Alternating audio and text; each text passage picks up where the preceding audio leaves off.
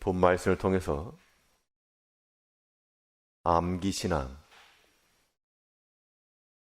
암기신앙이라는 제목으로 하나님의 말씀을 증거하겠습니다. 학업을 하고 배우는 사람의 입장에서는 이 원리를 잘 이해하는 것이 문제를 풀 수 있는 능력입니다. 그런데 그 원리를 이해하지 못해도 이해한 사람과 똑같은 결말을 가져다 줄 수 있는 방법이 하나 있는데 그것은 외우는 겁니다.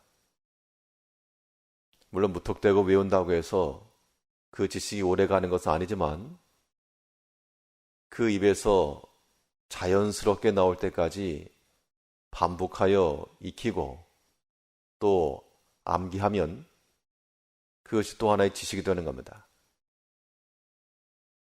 우리가 하나님을 배우고 하나님을 알아가는 지식도 그 원리를 잘 알고 깨달으면 탁월한 지식이 될 수가 있습니다.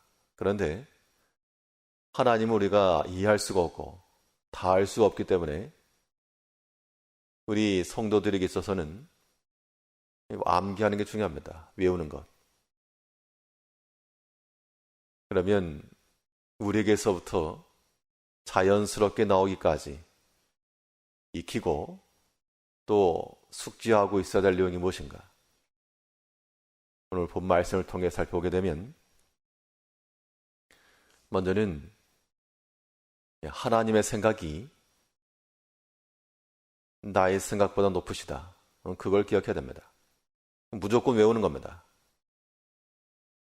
내 생각과 내 뜻보다 하나님의 뜻과 하나님의 생각이 더 탁월하고 높으시다. 그러므로 무엇하라? 그러므로 순종하라. 17절 다시 보시면 하나님의 모든 행사를 살펴보니 해 아래서 하시는 일을 사람이 능히 깨달을 수 없도다. 사람이 깨달을 수 없는 그런 방식으로 하나님께서 행하심으로 모른다는 겁니다. 모르는데 근데 분명한 것은 내가 모른다고 해서 하나님이 모르는 바도 아니요. 내가 능력이 없다고 해서 하나님도 능력이 없는 것은 절대 아닙니다. 이 시점에서 우리가 외워야 될 것, 도무지 내가 모르겠습니다. 하나님께서 왜 이러한 상황에 직면하게 하시는지, 왜 이러한 때를 만나게 하시는지, 왜 이러한 시련을 주시는지 도무지 이해할 수가 없습니다. 이해할 수 없을 때 그때 우리가 생각하기를 하나님의 생각은 내 생각보다 더 높으시다. 그것만 우리가 기억을 해도 하나님께서 주시는 그런 상황과 환경 속에서 말씀 따라 순종하는 것이 가능합니다. 우리가 이러한 믿음이 없으면 계속해서 속이 타는 겁니다. 계속해서 이해가 되지 않고 계속해서 마음속에는 분이 일어나고 그래가지고 어떻게 신앙생활을 되겠습니까? 우리가 하나님을 믿는다 할 때 그 믿음이라고 하는 것 자체가 알고 깨달았다는 것이 아니라 말 그대로 외운다는 뜻이죠. 믿는다라고 하는 것은 나는 잘 모르지만 신뢰합니다. 그 얘기입니다. 하나님의 그 말하신 것과 또한 그 뜻하신 말을 제가 의지하고 따라가겠습니다. 그게 믿음입니다. 공부를 하는 학생들의 입장에서는 잘 외우고 기억하고 암기하는 것이 중요한 것처럼 선생이 가르쳐주는 말을 잘 듣고 믿고 그대로 나아가는 것이 좋은 점수를 얻는 길입니다. 이제 하나님께서 우리에게 날마다 때마다 시간마다 주의 말씀을 통해서 우리에게 말씀하시지만 우리가 그것을 믿지 못하고 깨닫지도 못하고 순종하지도 못한다 그러면 이것은 낙제에 해당합니다. 이제 우리가 항상 기억할 바는 내가 다 알지 못할지라도 하나님의 생각이 더 높으시다. 그러므로 우리가 가질 기본 자세는 어떠한 일에든 하나님의 말씀에 순종하고 그 뜻에 따르며 이후에는 알리라. 지금 내가 알 수 없고 지금은 내 마음에 상함이 있을지라도 하나님께서 이 모든 것들을 또한 그의 계획하신 바에 따라서 이루실 것이다. 그런 믿음이 필요한 겁니다. 이런 마음을 가지게 되면 나에게 있어서 좋은 일이 있어야만 하나님 섬기는 거 절대 아닙니다. 내가 생각한 대로 일이 잘 돼야지만 하나님 앞에 감사할 수 있는 것도 아닙니다. 욥은 그의 생각과는 전혀 반대로 다 상실하였어도 그래도 하나님은 경배받으시기 합당하시도다. 하나님 믿은 겁니다. 하나님을 잘 암기하는 거죠. 그런데 우리는 그 얼마 되지 않은 우리의 지식과 자랑할 것도 없는 우리 그 경험이 하나님까지도 판단하는 자들이 되어가지고 하나님의 생각이고 뭐고 다 필요 없고 자기 계획, 자기 생각, 아무튼 자기 마음에 맞지 않으면 다 잘못되었다라고 하는 그러한 나쁜 습성이 있습니다. 그걸 버리는 겁니다. 이제 우리가 다 알지 못할지라도 알 수 없다 그랬습니다. 하나님의 모든 행사를 살펴보니 해 아래서 하는 일을 사람이 능히 깨달을 수 없도다. 알 수 없으니까 우리의 기본 마음은 하나님을 신뢰하겠습니다. 하나님 믿겠습니다. 이 의탁하는 마음, 의리하는 마음을 가지고 하나님 말씀에 철저히 순종해 나갈 수 있는 그런 마음이야말로 하나님께서 기뻐하시는 모범적인 신앙인의 자세인 겁니다. 우리가 어떤 일을 당할지라도 비록 어려움과 고난의 때와 또는 궁핍의 때를 당할지라도 우리가 하나님 믿는 마음을 가지고 어떠한 일에든지 순종하며 하나님의 뜻을 따라 나갈 수 있는 우리가 되어야 됩니다. 또 우리가 항상 기억하고 숙지하고 있어야 될 것이 무엇인가? 하나님께는 또 다른 계획이 있다는 겁니다. 그러므로 무엇하라? 소망 가운데 가라.